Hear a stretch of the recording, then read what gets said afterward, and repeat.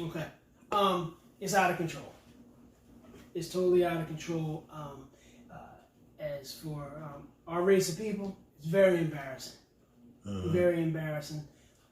It just helps them define the stereotype that they, talk about every now and then.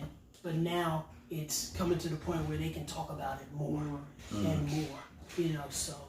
But that's my take on it. Totally out of control. And it just seems like our people just don't get it. Just don't get it. I don't know why. Because we got plenty of, examples, situations for decades. Either we were the victim or now we are, victimizing others. We just don't get it. And it's sad. So that's why I say out of control. How do you fix it? Well, individually, I'll speak for myself. We have to learn how to navigate our youngsters in the right direction. Because sometimes some of us are at fault. We feed into that stuff. We push it. We push it. We push it. We push it. And, when you're talking to a young mind, sometimes a young mind doesn't absorb, the right push. Sometimes, that push that you're giving them to be more aggressive, to stand up for yourself, sometimes that's taken the wrong way. So that's why I say, we need to navigate more. We need to explain, a format, lay it out for them. And I know some of us do, but then some of us don't. I mean, some kids don't take like from certain people. Yeah, like now, it be young people calling me an old head, right? And I ain't even old, but I mean, if you, I get it. Yeah, but I don't know, like that was a conversation we had this weekend. Right. Even, and this is what some of the younger brothers, because a lot of them are like 29 and 30.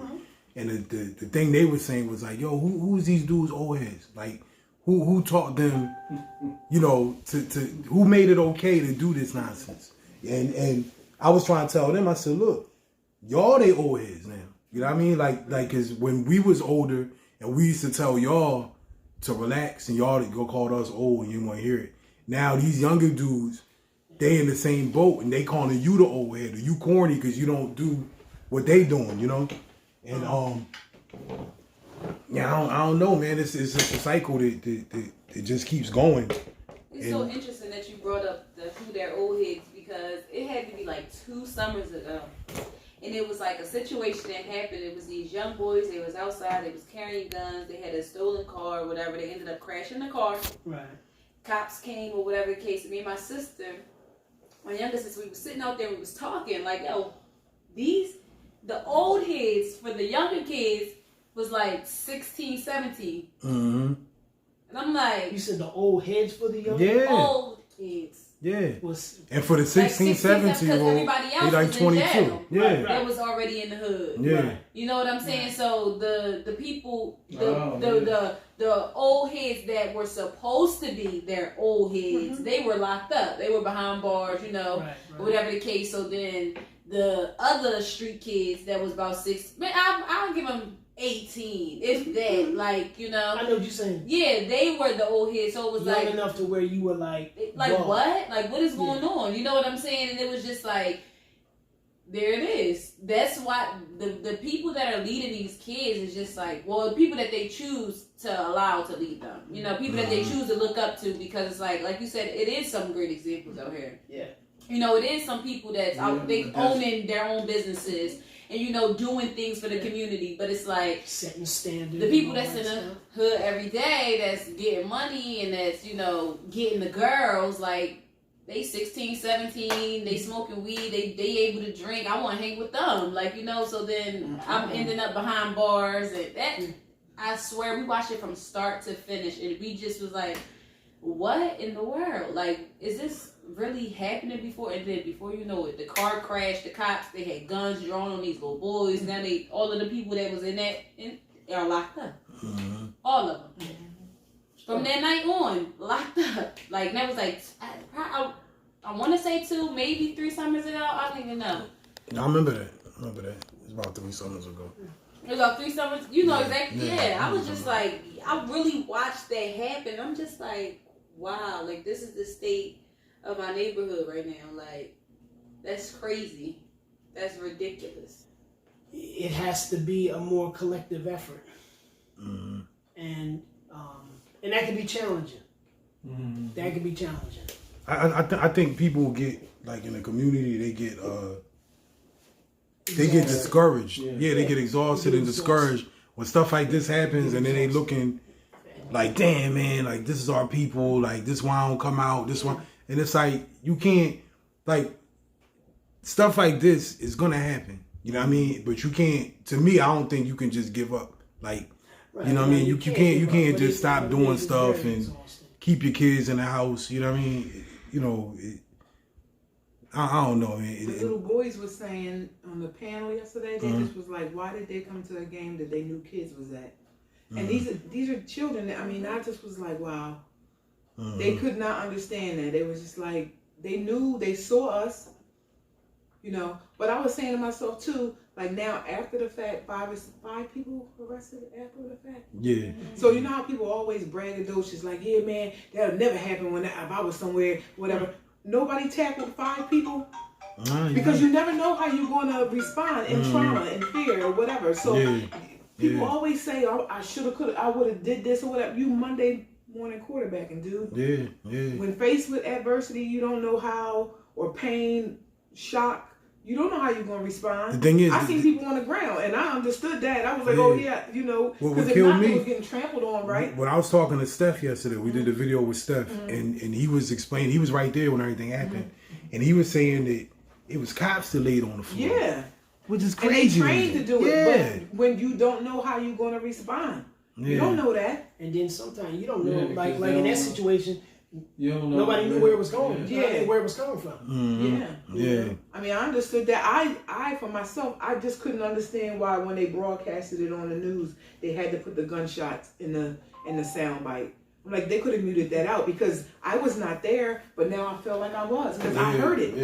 You know what I mean? It's like, yo, why? And then what about the kids? You hear it happening, the kids, they can just go right and search it on Google or whatever the case may be. And then I did see something pop up where they were saying Pleasantville High School popped up and was just like, please don't approach the kids in the morning. Like, what the hell is our problem with our need to know everything? Yeah. You know what I mean? Like, they really had to put that out there. These kids are already traumatized. Yeah. You know? Yeah. So, and out of all the little kids there, that young men there last night, only one child there said that he didn't feel comfortable talking to his parents, mother and father, about anything. He was like, I don't talk to my mom. And they asked the question to the little boys that, would you like to do a therapy session like this or whatever? And they all was like, yes. They said they didn't want to do them by themselves, but they felt good in a group talking, you know. So, like, we're going to go back. We're going to provide them with journals and stuff like that, you know. But I just was like, if we don't start listening to the kids, because they telling us, they felt so comfortable with saying whatever it was that they were saying. And Tanoa kept on saying, this is a safe place, you know. And she let them tell their truth, and you know, when they felt comfortable, you know. And it was one little boy that sat in the corner, and they asked him why didn't he say anything, and he was like, I just was praying. Because he just was, you know, I guess that's was his coping mechanism right then. But pray, by all means. We asked them, did they cry?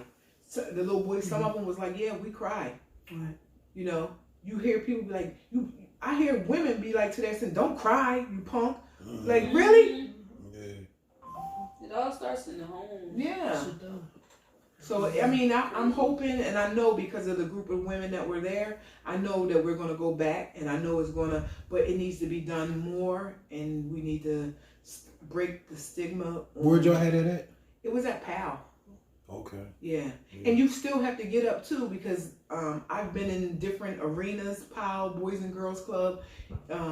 some parents might take the position like I know my kid's in a safe place. I have seen stuff happening in those safe places that is atrocious. So you think like, oh, my kid is over there, they're good. No, they just moved off the corner. But if you don't engage them when they're in those places, they're going to still be doing the nonsense. You know what I mean? So you just cannot be like, okay, they're there, hands off. Because there's a level of immaturity. Yeah. So. And immaturity in the women that are raising them too, because you're 14 years old having a baby, and so you've yet to mature. Right. You know, so do you know everything? You can become a good mother, and there's some people who have had children at young ages that did all the right things, but more than not, you know. So we need to support them too. As you know, we need to it's just a whole breakdown of our family cycle here. You know what I mean? Like we really need to, even if it's just this and a sister sitting at home watching this, hearing something. That's one person that you change. And that's what I thought about with Saturday or whatever. Huge, 132 people that take it back and say, I saw a sister, she said she told her husband, he was like, oh, he want to go to something like that. You know, so to have black men saying like, you know, it has to be all of us. We have to be willing to work on this, because what is going to be the pain our children face when they're 38, 48 years old? What's going to be the narrative that they're telling? Because I can't even imagine to be 10 years old and tell somebody I saw a gun. 10 years old, I saw, we had Batwoman and Superwoman underoos. That was the big thing we was talking about. Like, you got underoos for Christmas? They talking about something. I seen a gun. I'm like, yo. Yeah. You know, you had the Sears Wish book. Yeah, their exposure Too much. nowadays is, it's crazy.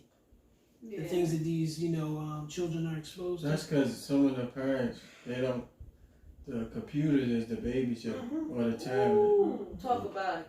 And they don't tell them like, listen, you only got an hour of time on that. Take this, we're gonna read this together. That family structure, like you said, has really been broken down. Yeah. And I see it all the time, just sitting on the porch where I'm at back in Maryland.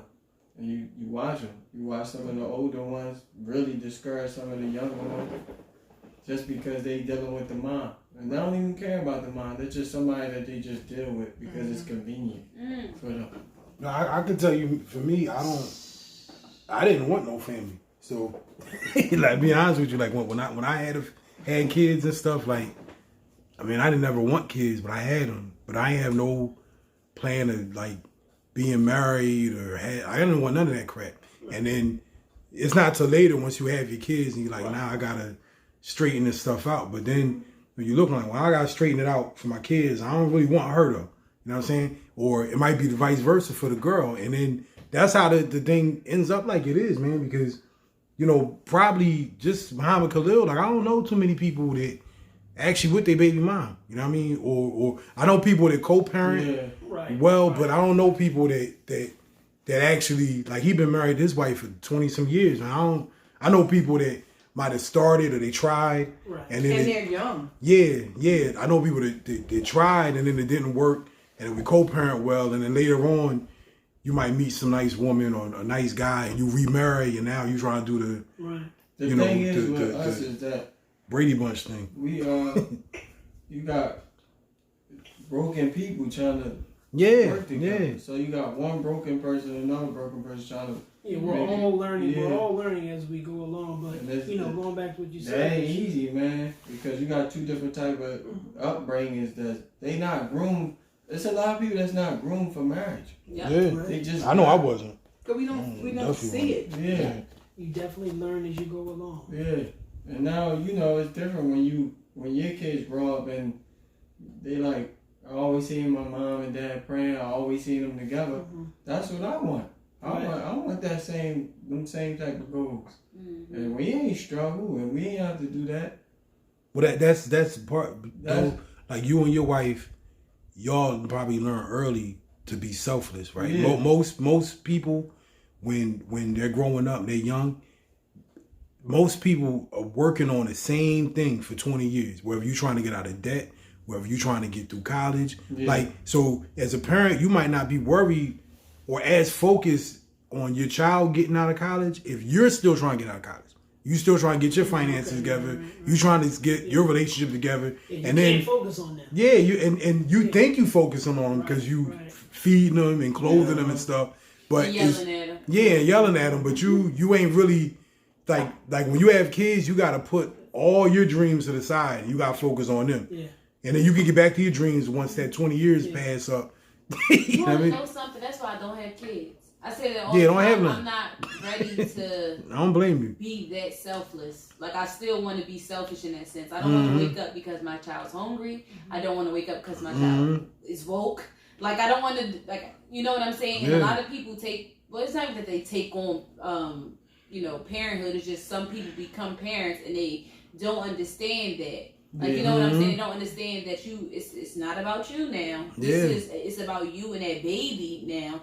Don't get messed up and say like, oh, well, I can't take care of myself at all, because your mental health has to be on point for you to even be able to do what you have to do for your children. You know what I'm saying? And even when it's not on point, you have to still be aware that my child needs me today. You know what I'm saying? And it's like a lot of women, back to like, y'all talking about the 14-year-old girls. A lot of women, they, I'm a doula too, I'm a childbirth coach. So a lot of women, they deal with like, postpartum depression, and they don't know that that's what that is. Because a lot of people don't know that much about mental health. Right, just not educated. Huh? Exactly. So it's like, they're going through their days and everything's cloudy, everything's dark. So their look on parenthood is dark, it's cloudy. They don't know what to do, what the right things to do. So now they're yelling at their kids all the time. The sight of their kids just irritate them. Anything they do is irritation, But it's like, that's the child that you raised. Out of that, if you sit out there every day and you see the stuff that I see, you'll be like, and you approach the guy and you be like, yo man, why you teaching them kids that stuff? You know that's wrong. What's wrong with you? But he like, man, what's wrong with what I'm doing? I don't see nothing wrong with what I'm doing. You're like, man, that's embarrassing. You don't do that, like teaching kids to do stuff like that. They just aren't aware of their actions. And you like, who your mom? And then you find out who his mom is. Man, that's that hard-working lady that's up the street. That's a single parent family. And he got resentment with the dad because he been locked up. He's like, dang, daddy he didn't have to go away because he didn't love us. It's just that he wasn't a real man. Yeah, I see some of the older ones just come home, right? Tough, man. Just come home. The younger ones, they asking the younger ones to look them out for a pack so they can flip that. This the older ones. And they don't got a problem with that. Because the streets is all they know. Yeah. And that's all they want to know. That's not their parent, though. You find out who their parents are. You're like, man, you disrespecting your parents for one. And you too old to be doing that mess. But then go back to what I said about the old heads. Look at, that's a prime example. I was talking about the old heads being 16, 50, whatever. The old head 40 coming home and talking to the 20-year-old, 17-year-old, talking something like, front me. You know what I'm saying? So it's just crazy. like... That's crazy. It's all about who you looking, like the people that you, like, go back, who are you surrounding yourself with? But you can see kids be disrespectful. And over the summer I had both my granddaughters. I was walking to the store and a little boy said, Miss Khan. And the way he said it, I just was like, huh? He's like, you don't want to go in the store right now. I didn't think nothing of it because he said, it was something about the urgency in his voice that I just took their hand and we turned and went the other way. When I came back a few days later, the owner was just like, yeah, it was a kid in the store, $30, pulled a gun out on somebody. But I was just like, I was grateful that kid had enough respect for me. He knew it was going down in the store. He saw me with my grandkids, but maybe it was something that he saw in me. He knows me, maybe something I do makes him. So they all not disrespectful. It's the But example. yeah, it's the example that you show. The thing that I see is like, man, on my block, right? It's like this across the street, these two young ladies. You got these older guys. They older, so they know how to talk to girls that's younger than them to get them to Do whatever. kind of like manipulating them, right? So you got this young girl believing that you really love her, but you don't. You just using this girl. Now she got 2 kids by some other 2 dudes that's locked up. You adding to the list. Now she gets pregnant by you. But you don't want to be a man. You don't want to take on the responsibility of that because you're looking at her as just somebody I just used to sleep. And those are my kids anyway. Yeah. And this is our mentality. But where did he learn that from? Instead of being the man coming in there like. But where did he learn that from? From other friends. It's like that's why I said it's kind of like a culture. Because in their realm, this is what we do. But in my realm, that's not what you do. That's right. So it's conflicting. Right. It's my world against your world. Like, yo, that's not a man. In his mind, I am a man. Mm-hmm. You the sucker. Mm-hmm. Yeah. You is a sucker. And then Ronnie Somebody romance. Ronnie romance. So they like everything you doing is that's not a man. Mm-hmm. You work for the man. And I'm out here hustling. Yeah. I'm working I ain't for working me. for the man. I'm working for myself. I'm selling the dope to my people. They don't see that.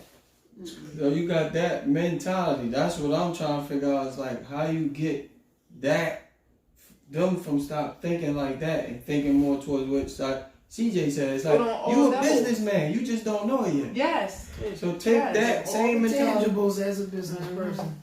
Take that same mentality and just do something else.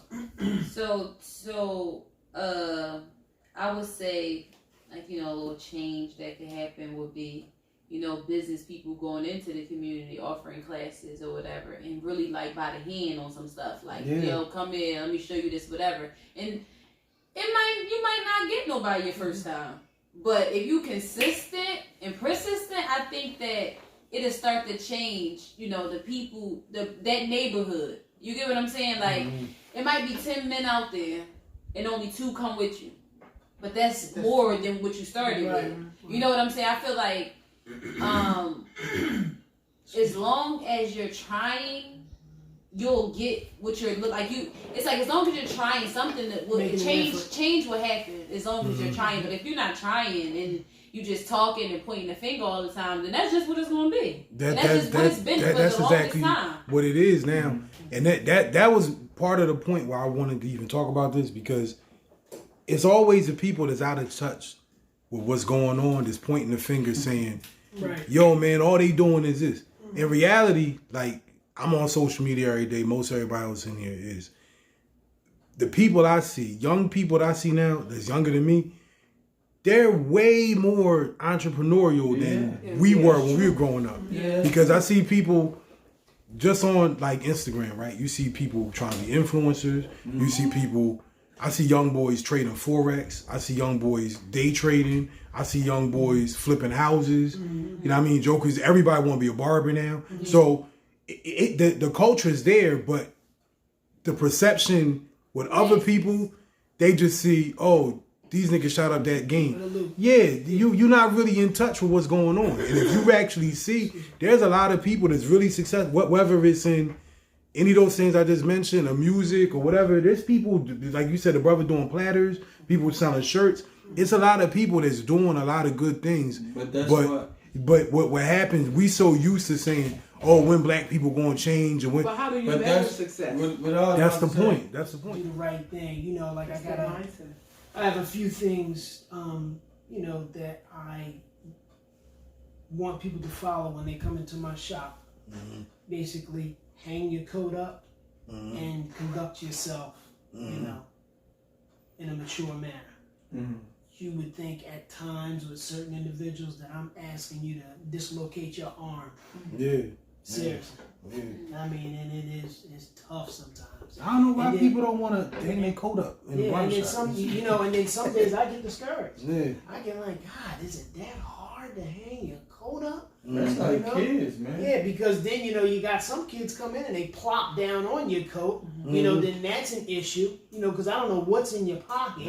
Yeah. You might have something in there that you don't want to be, People are, over time, I see people there. It's the standard that you set, and people are clicking in, and it's funny because sometimes you hear the younger children, they say, yo, you gotta hang your coat up, sir. Yeah.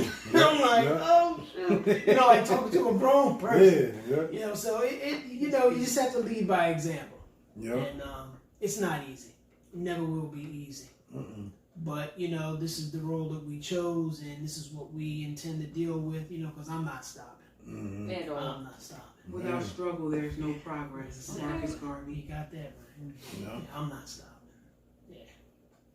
No, that answers the question. So, like we said, what do you do to fix it? You just don't stop. Yeah, you just don't stop. Yeah. Can't stop. Too won't loud, girl? stop.